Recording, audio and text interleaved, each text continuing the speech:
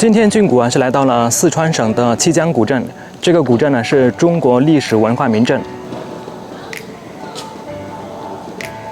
这座古镇非常宁静，没有旅游区的感觉，在这里生活的基本上都是本地人，没有吵闹的叫卖声，没有游客的喧嚣，可以让你在宁静中细细的去品味这座有2000多年历史的古镇。进入老街要经过一棵老榕树，走进这一段才算是真正进入古镇。街道两边的建筑都是明清时期的历史建筑，一群人在街道的一边打麻将，看得出来本地居民在这里的生活非常的悠闲。七江古镇的规模其实就是一条街，刚刚进来的那一段呢还是仿古建筑走到后面这一段呢才是真正的明清时期的古建筑。但是这座古镇呢，它并不是以古镇本身而出名，而是以古镇周边的崖墓而出名。等一下呢，再带大家一起上去探个究竟。过七江河去九龙桥也要经过一棵老榕树，这是四川民居的一种特色。建造房屋或修建桥梁都要种上几棵榕树，民间称作黄桷树，既保持水土，又提供阴凉。这位坐在榕树下钓鱼的大叔告诉我，因为这2天下了一场大雨，去九龙桥的古栈道有积水，非常湿滑，建议我走大路过去。有没有钓到？钓到有。哦，哇，这个是什么鱼啊？鲢鱼。鲢鱼。我钓了个鲢鱼，一个鲫鱼。哦，不错。我现在沿着古镇的另外一边走，去看一看那一座九龙桥。小伙伴们，我在七江上面发现一只螃蟹，看到没有？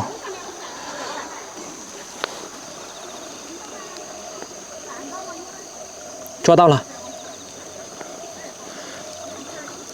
哇，好大一只螃蟹啊！钳子一只大一只小，非常的生猛啊！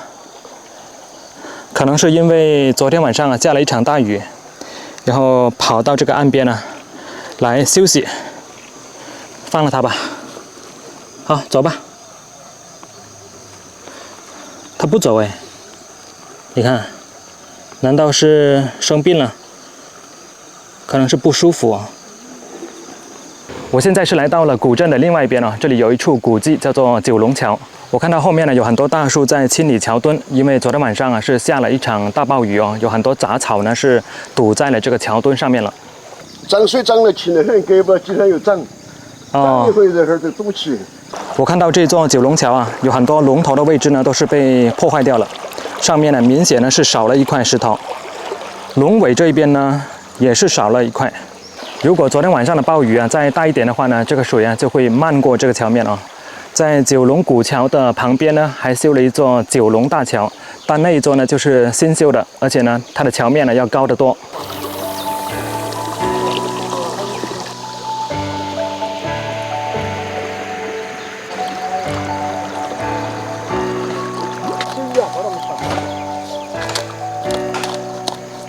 这个桥面上已经是有很多淤泥了，可见昨天晚上的水是漫过了这座桥面。你看一下这边，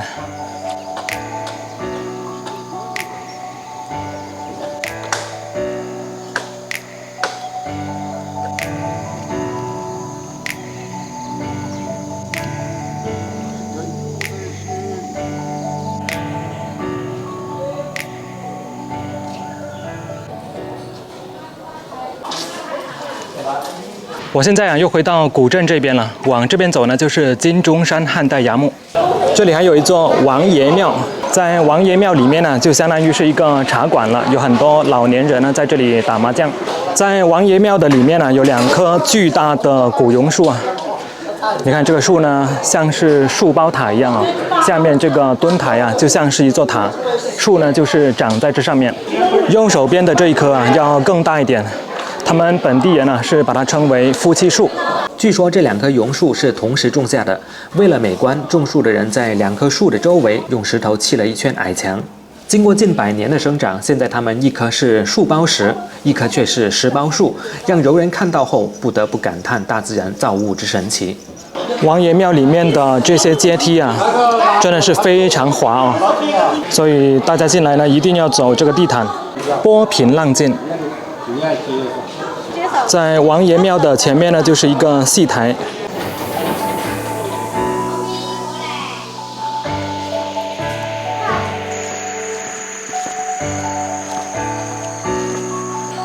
我在这里还发现一个小的山洞这个有可能啊也是汉代杨墓，但是呢规模比较小。在这旁边呢还有一条楼梯可以上去。我想金钟山汉代杨墓啊应该是从这里上去。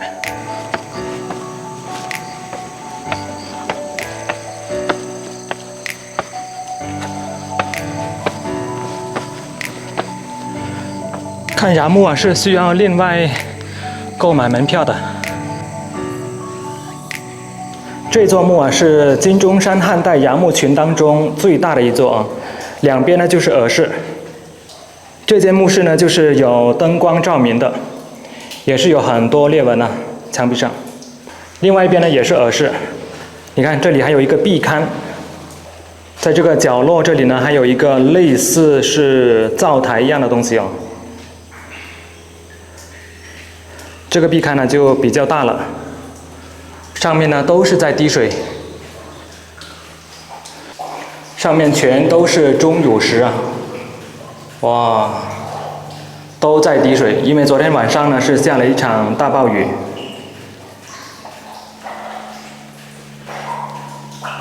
这一块墙壁上方呢还有一个镂空的窗，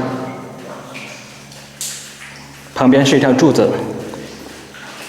这个就是主墓室了，主墓室的中间呢是有一条柱子，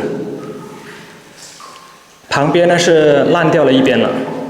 你看原本这边呢就是和这边一样的，但是呢却是烂掉了。主墓室呢是很大，上面呢还有一根梁，看到没有？中间呢这里过。眼睛不要眨，这边呢就是石棺了。可以看到这个石棺的棺盖啊都烂掉了，包括这个石棺呢也是烂掉了。棺材的里面是空的，只有一些碎石头。这个墓室啊也是有很多裂缝。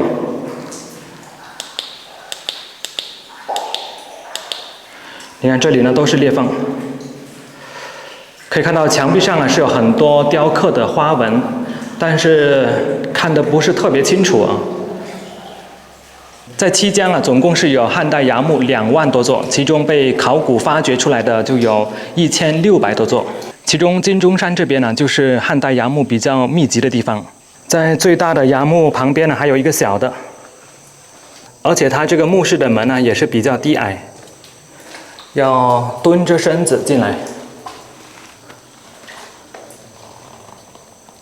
在这旁边呢还有一座，这座呢就是相对会比较高一点，但是呢这只有1间房间哦。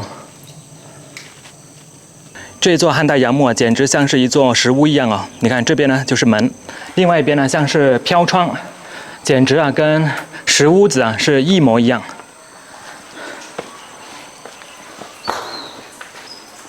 这一间墓室啊就相当暗了，里面没有灯光。地上都是湿的，而且非常滑。这座墓室啊，竟然有隔壁墓室的光啊透过来。我想这个洞啊，大概就是盗墓贼的杰作啊。可以看到这个墓室里面呢，还是相当大的。在阶梯的上方呢，还有另外一座。看样子这座杨墓呢，规模啊也是蛮大的。它里面呢也是装了灯光，这两边的耳室呢就做得相当的精致。你看这些雕花，到现在呢还是看得非常清晰哦。这里也是有一个镂空的窗，那这边呢也是做了一个灶台。他们修墓啊就是跟修房子一样的，而这一个呢就非常明显是灶台了。你看这下面呢烧火，上面呢是放锅的，而这里呢还有一个出烟的地方，但是烟囱呢就没有做。这里面呢就是墓室了，墓室的上方呢是拱起来的，墙壁上呢也是有很多裂缝。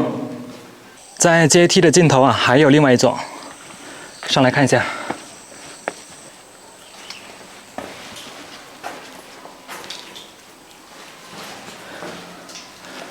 这一块墙壁上面的雕刻啊，非常的精美。你看下面这个呢，就是狗雕耗子，上面呢是猴子偷桃，这是一只羊头，看得非常清楚啊。你看这个呢是一个古代人，上面还刻有字，但这个字就是